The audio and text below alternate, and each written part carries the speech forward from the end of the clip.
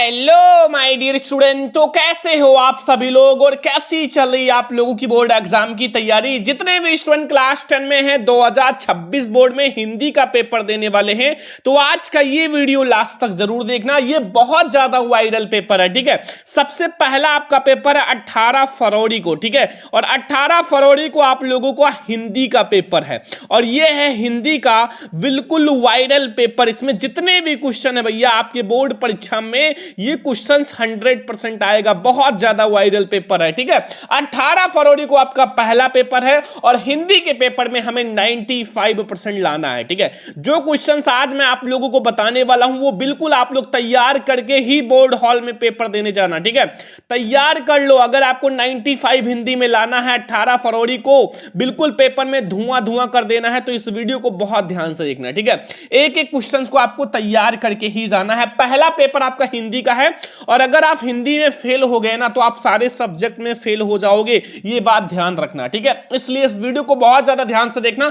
15 minute आप इस video को ध्यान से देख लो और आपका हिंदी जो है उसमें आपका 90% मैं आपका कंफर्म करा दूंगा, ठीक है। तो इस वीडियो को बहुत ज्यादा ध्यान से देखना। और जितने भी स्टूडेंट भैया क्लास 10 में है, ठीक है, और अगर आपको हिंदी से डर लग रहा है तो ये 2026 बोर्ड का हिंदी का वायरल पेपर 18 फरवरी को आपका पेपर देना। इस वीडियो को देखने के बाद आपका 95 बिल्कुल पक्का हो जाएगा। आपके पास 3 घंटे 15 मिनट का समय होता है भैया बोर्ड में।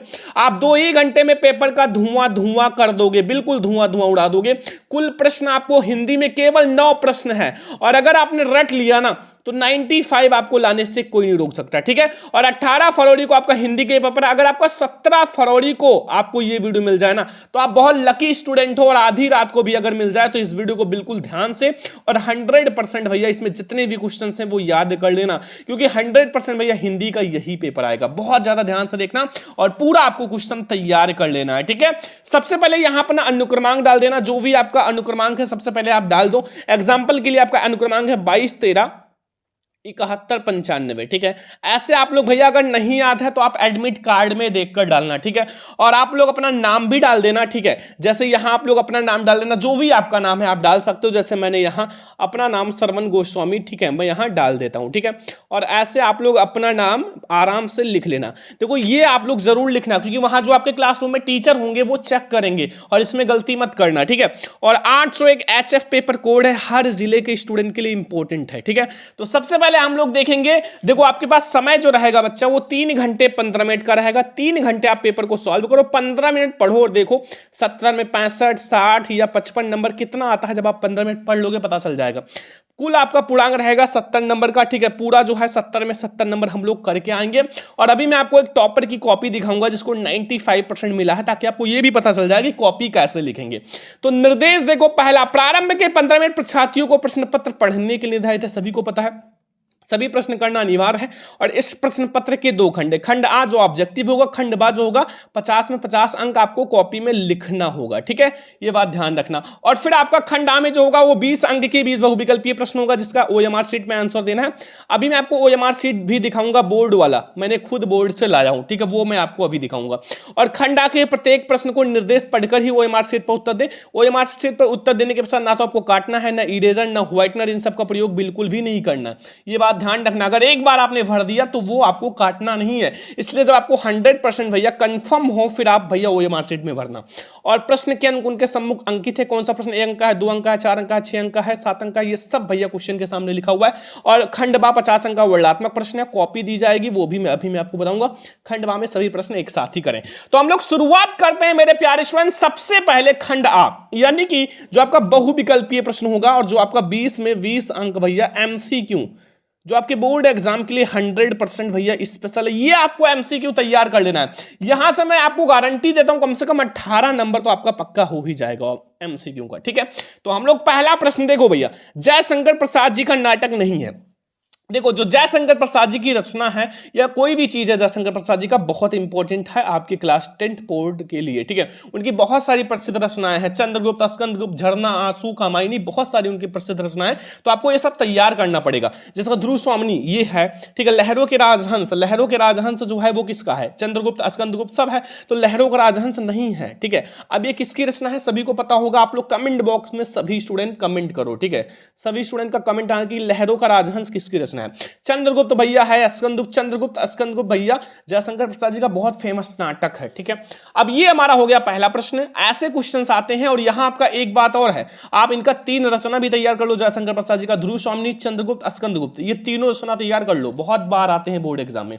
ठीक है, आगे आ जाओ। दूसरा नंबर क्वेश्चन, आचार्य महावीर प्रसाद द्विवेदी की रचना है, तो भैया साहित्यालोचन नहीं है, चिंतामणि तो बिल्कुल नहीं है, कालिदास की निरंकुशता बिल्कुल सही, कालिदास की निरंकुशता जो है वो हमारा आचार्य महावीर प्रसाद द्विवेदी जी की रचना है। ठीक है, चलो तीसरा नंबर क्वेश्चन, ये सब क्वेश्चंस आपके 18 फरवरी पेपर के लिए बिल्कुल वायरल है, तैयार करके ही आप लोग पेपर देने जाना। ठीक है, शुक्ल युग के आलोचना विधा के प्रमुख लेखक हैं। शुक्ल युग का देखो, अब इन चारों ऑप्शन में देखो, सबसे बड़ी बात है ट्रिक, आप देखो कि प्रेमचंद्र के पीछे शुक्ल नहीं है ना, रामचंद्र के पीछे शुक्ल है, तो हो गया ना, आचार्य रामचंद्र शुक्ल हो जाएंगे, प्रताप नारायण मिश्र, ये सब गलत है, तो ये हमारा हो जाएगा गा वाला ऑप्शन जो है वो बिल्कुल सही हो जाएगा। ठीक है, और फिर हम लोग आते हैं भैया चौथा नंबर क्वेश्चन, बहुत ज्यादा वायरल ये क्वेश्चंस भैया, आपका कथन या कारण वाला जो है ये आपका 2 मार्क्स का आएगा।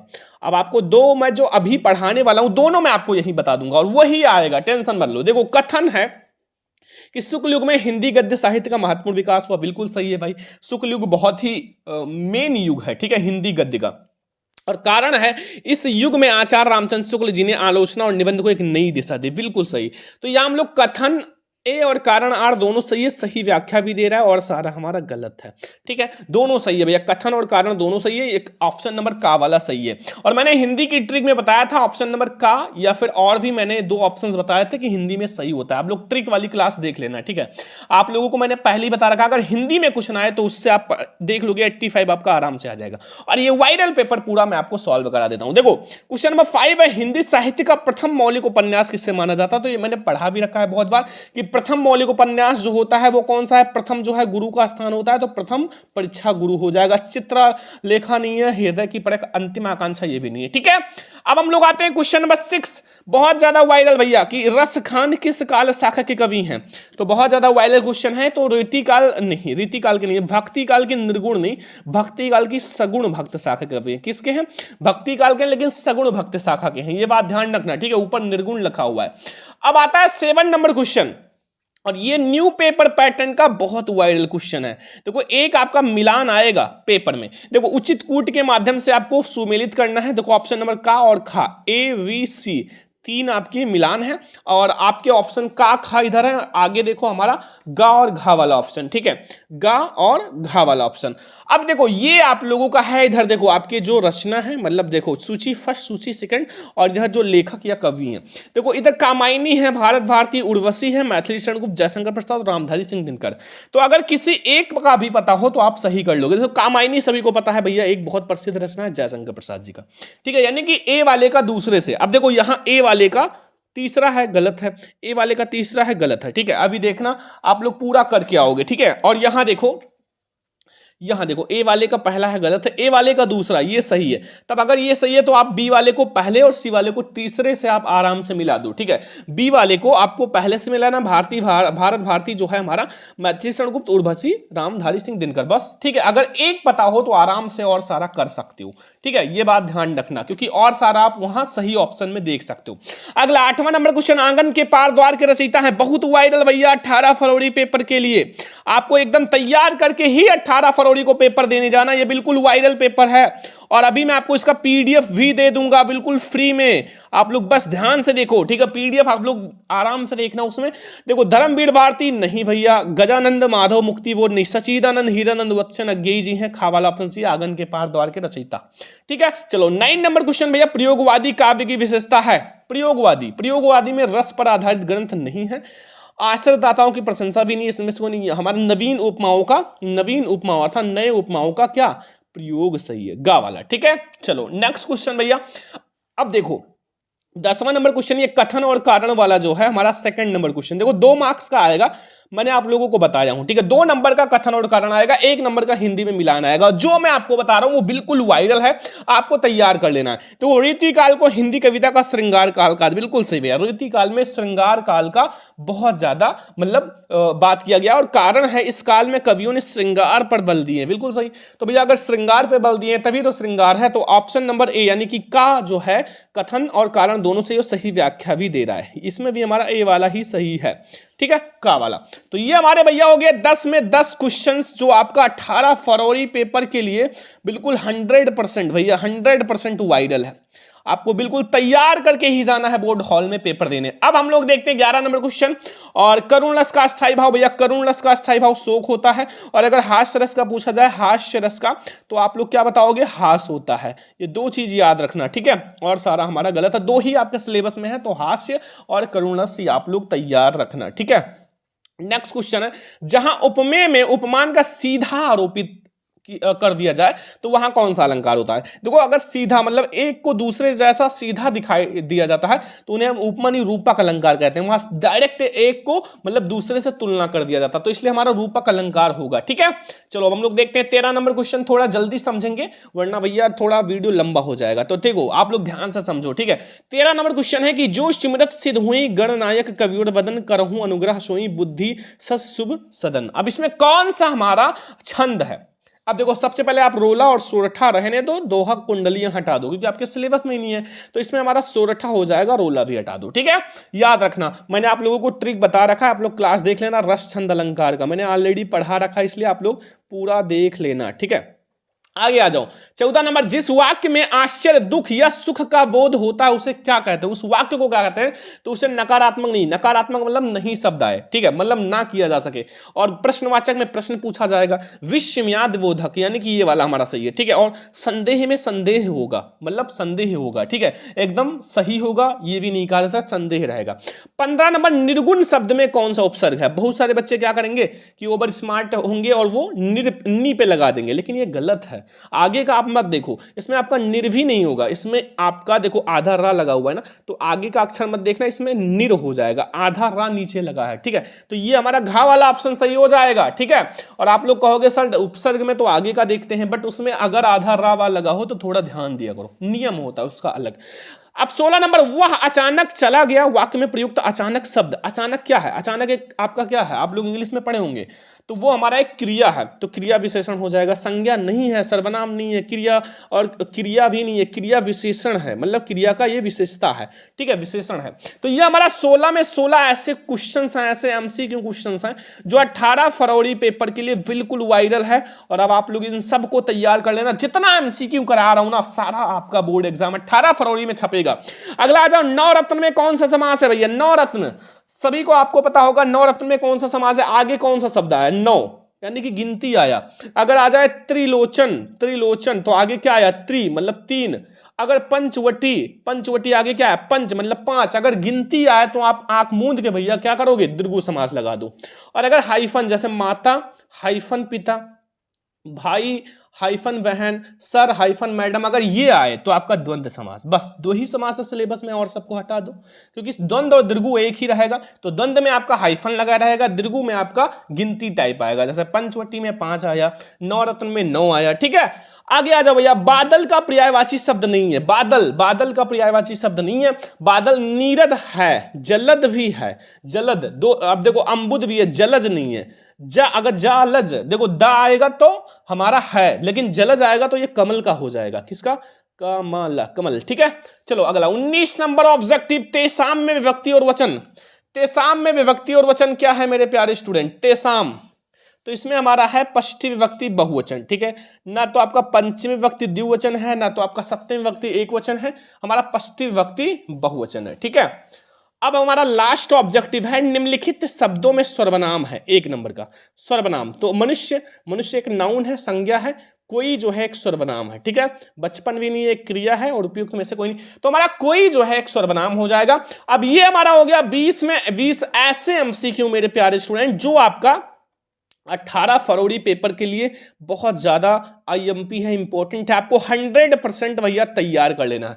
ठीक है, आप लोग 18 फरवरी को पेपर देने जाओगे और ये सारे एमसीक्यू तैयार कर लेना। अगर हिंदी में आप फेल हो जाओगे ना तो सारे में फेल हो जाओगे, इसलिए मैं आपको इतना बता दूंगा कि आप 85 ले आओगे इस पेपर से, वायरल पेपर से। ठीक है, तो बहुत ज्यादा स्पेशल है। अब इसके बाद हमारा स्टार्ट हो रहा है मेरे प्यारे स्टूडेंट खंड बा। तो अब हमारा स्टार्ट हो रहा है खंड बा, यानी कि वर्णात्मक प्रश्न, जिसके लिए आपको बोर्ड में भैया कॉपी दी जाएगी और आपको उसमें लिखना होगा 50 में 50 नंबर। ठीक है, तो आपको मैं जो बताऊंगा वही आएगा, बहुत ध्यान से समझना। पहला प्रश्न इसमें आएगा, निम्नलिखित गद्यांश पे आधारित प्रश्न को उत्तर दो 6 नंबर का।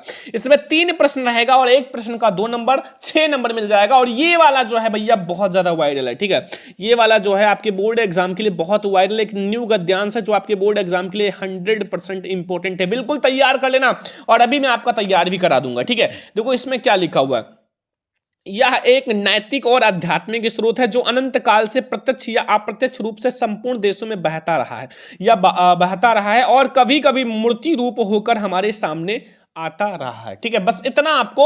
अब इसके बाद अंडरलाइन है, रेखांकित अंश को कम से कम 2 बार पढ़ो तभी आप उसका व्याख्या खूब अच्छे से कर पाओगे। ठीक है, कि यह हमारा सौभाग्य रहा कि हमने ऐसे एक मूर्त रूप जो हमारे बीच चलते फिरते हंसते रोते भी देखा है, जिसने अमृत की याद दिलाकर हमारी सूखी हड्डियों को नई मज्जा डाल हमारे जो मृत प्राय जो शरीर में है नए प्राण फूके हैं और मुरझाए हुए दिलों को फिर से खिला दिए। यह अमृत सत्य और अहिंसा का है। ठीक है, अब अहिंसा शब्द आ गया तो पता चल गया होगा किस चैप्टर से लिया गया है। ठीक है, इसमें भैया पहला उपयुक्त गद्यांश में संदर्भ लिखो 2 नंबर, मानव मात्र के लिए वर्तमान में क्या आवश्यक है 2 नंबर, और गद्यांश में रेखांकित अंश की व्याख्या 2 नंबर। ठीक है, तो सबसे पहले हम लोग संदर्भ लिखेंगे। संदर्भ आपको ऐसे लिखना है, देखो संदर्भ आप हेडिंग डालो, फिर आपको हाईलाइट कर देना। जैसे ये आपके लेखक हैं और ये आपका पाठ है, इन दोनों को कुछ अलग कलर से लिखना, हाईलाइट। देखो प्रस्तुत गद्यांश हमारी पाठ्य पुस्तक हिंदी के गद्य खंड में संकलित डॉक्टर राजेंद्र प्रसाद द्वारा लिखित हमारा भारतीय संस्कृति पाठ से लिया गया है। ठीक है, अब देखो इसको आपको अलग कलर से लिखना है। जैसे मैंने यहां अगर आप सारा ब्लू लिख रहे हो तो इसको ब्लैक से लिखना। ठीक है, ये बात ध्यान रखना।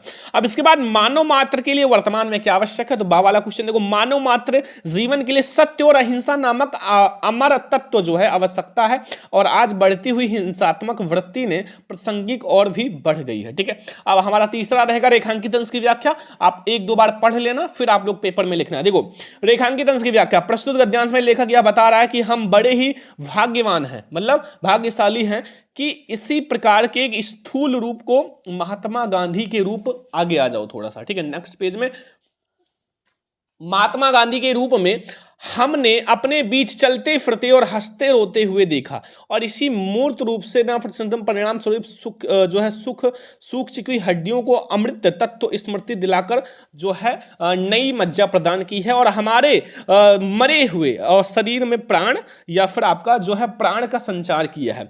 निराश एवं मुरझाए हुए दिलों को प्राणदान देकर पुनः खिला दिया है और उसमें नूतन ऊर्जा का संचार किया है। उस मूर्त रूप से अमर तत्व जो है प्रदान किया है वह सत्य और अहिंसा का है। ठीक है, तो ये बहुत ज्यादा वायरल है भैया।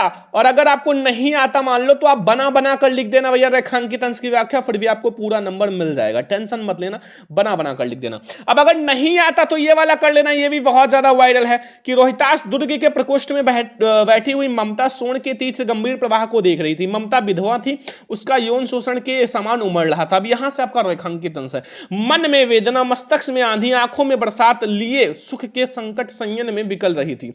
वो रोहतास दुर्ग जो है मंत्री चूड़ामणि की अकेली दुहिता थी, फिर भी उनके लिए अभाव होना असंभव था, परंतु वह विधवा थी। ठीक है, मतलब वो विधवा थी। ठीक है, और हिंदू जो है विधवा जो है संसार में सबसे तुच्छ का मतलब होता है सबसे बेकार। ठीक है, और निरामयी प्राणी है, तब उसका विडंबना कहां अंत हो। देखो मतलब वो उनके पास सब कुछ था, पैसे थे, सब कुछ था, मंत्री थे उनके, मतलब जो है दुर्ग, लेकिन वो एक विधवा थी, इसलिए वो केवल ऐसे एक धारा का प्रवाह देखती थी और बैठी रहती थी। ठीक है, मतलब चिंता में। तो ये है बहुत ज्यादा वायरल, ध्यान से समझो।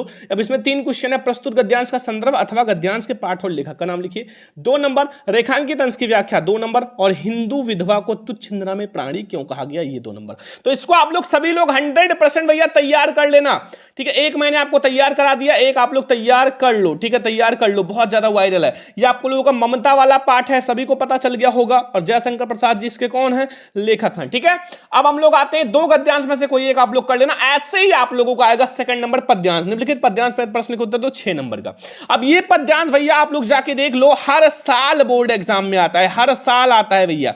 मैंने आप लोगों को बता दूं ये वाला हर साल आता है कि ऊधव मोहि ब्रज बिसरत नाही, वृंदावन गोकुल उपनुपन सगन कुंज की छाही, प्रात समय माता जसुमद अन्न पावत, माखन रोटी दही सजावे, अतहित साथ खवावत, ग्वाल बाल गल सब दिन हसत रात, सूरदास धन धन ब्रजवासी जनहु दिदुपात। सूरदास शब्द आ गया, पता चल गया इसके कवि कौन है, सूरदास जी। और किस पाठ से लिया गया, पद वाले पाठ से। तो इसमें 3 क्वेश्चन रहेगा, प्रस्तुत पद्यांश का संदर्भ, व्याख्या, काव्य सौंदर्य लिखो। श्री कृष्ण किसके ध्यान में खो रहे थे या खो रहे थे। अब अगला आ जाओ, तीसरा क्वेश्चन इसमें रहेगा कि वृंदावन गोकुल वन उपवन सगन कुंज की छाही का क्या आशय है। तो सबसे पहले हम लोग संदर्भ छोटा सा लिखेंगे, ज्यादा बड़ा नहीं, कि यह पद श्री सूरदास द्वारा रचित सूर सागर नामक ग्रंथ से हमारी पाठ्य पुस्तक हिंदी के काव्यखंड में संकलित पद पाठ से लिया गया। बस अब प्रसंग छोटा सा लिख देना बनाकर, उसी से छोटा सा कट करके आप लिख देना कि प्रस्तुत पद में उद्धव ने मथुरा पहुंचकर श्री कृष्ण को वहां की सारी स्थिति बताई, जिसे सुनकर श्री कृष्ण भाव विभोर हो गए और इस उद्धव से अपनी मनोदशा जो है व्यक्त करते हैं। अब देखो यहां रेखांकित अंश बहुत ज्यादा वायरल भैया, मैंने केवल और केवल रेखांकित अंश की व्याख्या किया है, पूरे का नहीं किया है। ठीक है, आप लोगों को मैं बता दूं कि मैंने केवल और केवल रेखांकित अंश की व्याख्या यहां किया है। देखो यहां केवल और केवल 2 लाइन रेखांकित अंश है, गोपी ग्वाल वाल संग खेलत सब दिन हसत रात, सूरदास धन धन ब्रजवासी जनहु ददुपाठ। ठीक है, इसी का मैंने व्याख्या किया और आपको केवल रेखांकित अंश करना है, पूरा करने की कोई जरूरत नहीं है। तो श्री कृष्ण ने युद्धों से ब्रजवासियों की दीन दशा का सुनी हुई और उन्हीं के ध्यान में खो गए थे। अब यहां से आपका रेखांकित अंश है और आगे आप ये भी लिख सकते हो कि सूरदास जी कहते हैं, कुछ भी लिख दो।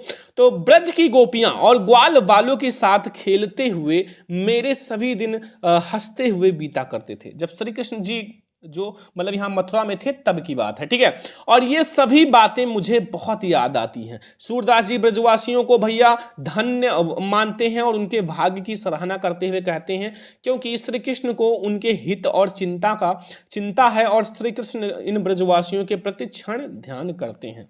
अब देखो श्री कृष्ण जी कहां खो गए, तो श्री कृष्ण जी ब्रजवासियों के ध्यान में खो गए। हो गया भैया, ये 2 नंबर हो गया। अब एक क्वेश्चन और था भैया, एक क्वेश्चन यहां देखो ऊपर था ये कि वृंदावन गोकुल वन सवन कुंज की छाही का क्या है। तो यहां देखो तीसरा है कि श्री कृष्ण के जीवन के आरंभ का जो समय वृंदावन और गोकुल में बीता था उसी का वर्णन उपयुक्त पंक्ति में किया गया है और उसी समय ध्यान करते हुए श्री कृष्ण उद्धव से अपनी मनोदशा को व्यक्त करते हैं।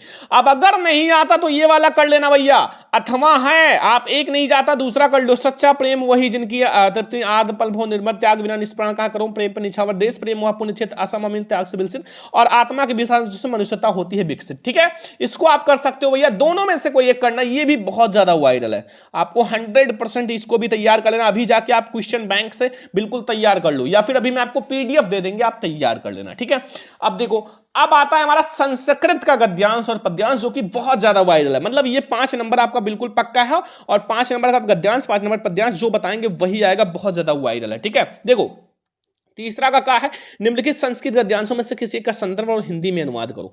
लिखा हुआ ऐसा नगरी संस्कृत जो है भारतीय संस्कृति संस्कृत भाषाएं केंद्रम स्थली एवं संस्कृत भाषाएं संस्कृत आलोका प्रसिद्ध जो है मुगल युवराज दारा सिको आयंत भारतीय दर्शन शास्त्रम अध्ययनम आक्रोता सेनम ज्ञानम तथा प्रभाविता अभवत यत तेन उपसिंध भाषाएं फारसें करिता। ठीक है, फारसी भाषाएं करिता। अब देखो इसको आपको सबसे पहले 2 बार पढ़ना है, जब आप 2 बार पढ़ोगे तो थोड़ा सा आपको हिंदी मीनिंग इसका समझ में आ जाएगा। ठीक है, 50%। अब देखो यहां संदर्भ क्या है, प्रस्तुत गद्यांश में हमारी पाठ्यपुस्तक हिंदी के संस्कृत खंड के वाराणसी पाठ से लिया गया। इसमें केवल पाठ होता है, ना तो कवि होते हैं ना तो लेखक होते हैं, केवल पाठ होता है, तो वाराणसी पाठ डायरेक्ट लिख देना। ठीक है, बस। और देखो प्रसंग आप, और एक बात और है, प्रसंग देखो इस गद्यांश में वाराणसी की ऐतिहासिकता और अवस्थिति के विषय में बताया गया। इस सेम गद्यांश का जो है कोई सा भी वाराणसी का गद्यांश है, सेम आप संदर्भ और प्रसंग लिख सकते हो, मतलब सेम यही चीज। ठीक है, हर एक गद्यांश में केवल आपको चेंज क्या करना है, व्याख्या।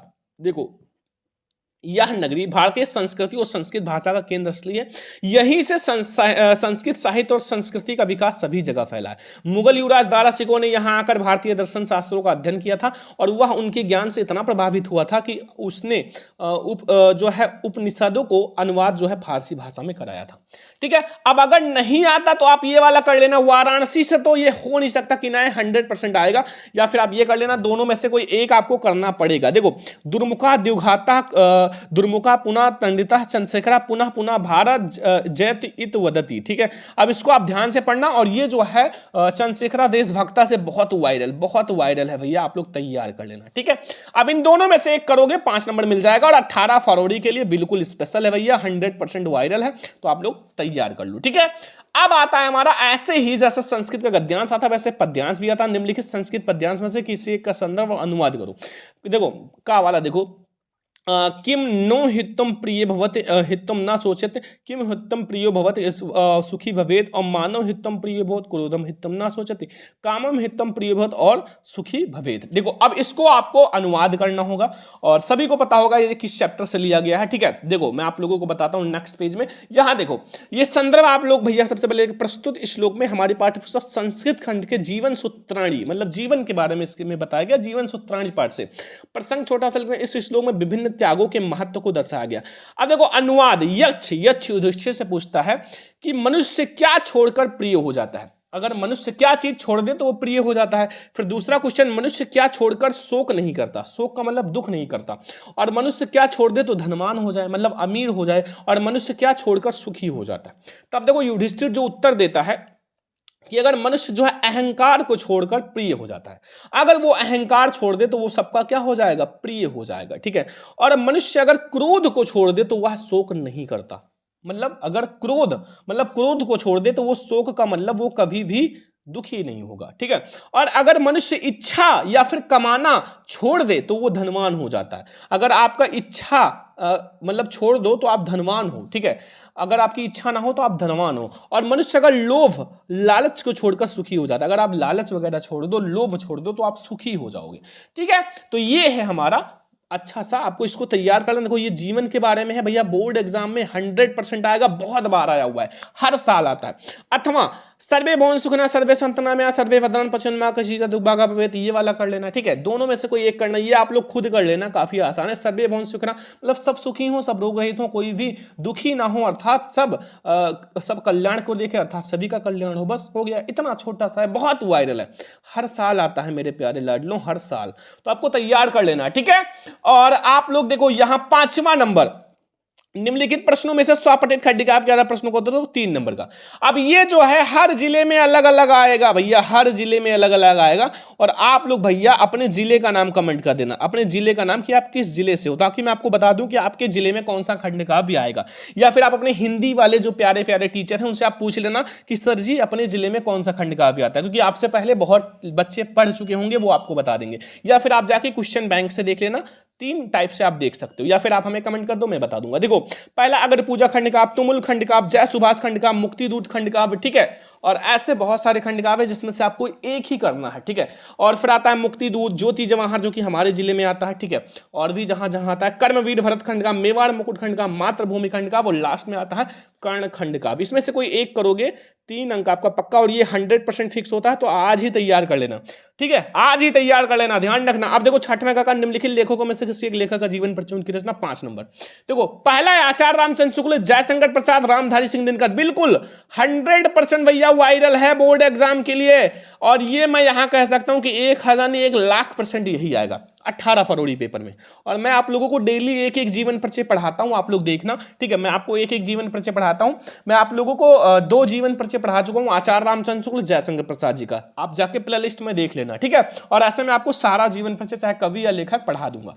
ठीक है, दूसरा निम्नलिखित कवियों में से किसी एक का भैया सूरदास गोस्वामी, तुलसीदास।